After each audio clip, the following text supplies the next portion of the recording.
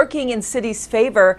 And did you add to your holdings on the news? Yeah, it presently represents the largest holding in the Invesco Comstock Fund, so we did not add to the holding yesterday.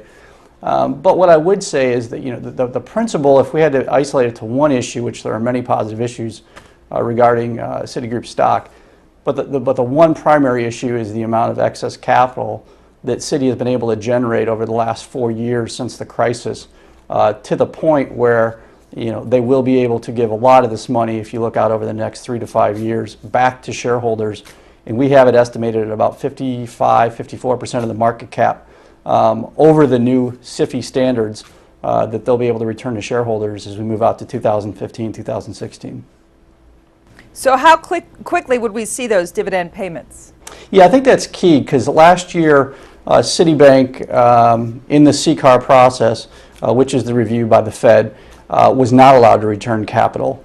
And I think last year it was kind of a learning process for a lot of banks, but Citi in particular.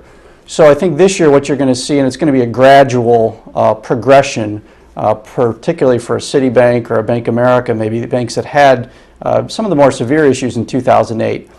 Because even though they have the excess capital now, the federal government wants to make sure, the Fed really wants to make sure that that's sustainable. So I would look for a small dividend increase as we move into 2013 in a larger share buyback. But really, the large-scale buyback and dividend increases we look to happen in 2014 and 15, but we view 2013 as a big signpost for the market to gain confidence that Citi will be able to return this excess capital to shareholders. Kevin, where do you think this stock should be trading right now? Yeah, it's an interesting analysis, and we look at tangible book value, which is really kind of a litmus test for liquidation. If you liquidated Citibank today or Citigroup today, what would you get?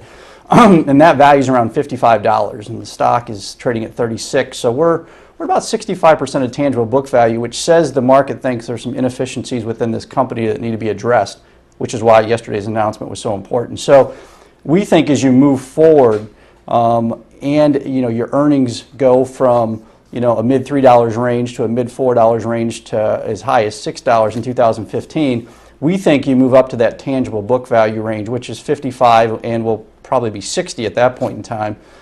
So we think a minimum fair value for this stock is $60, and we think the side of the story we haven't discussed, which is Citi Holdings, which are some of the bad mortgage assets primarily that are left over from the 2008 crisis, those wind down or really pay off over a 5 to 7 year period.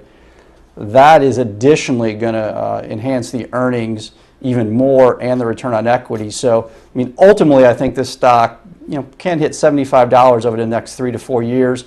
I think over the next 1 to 2 years, I think 55 to 60 is realistic.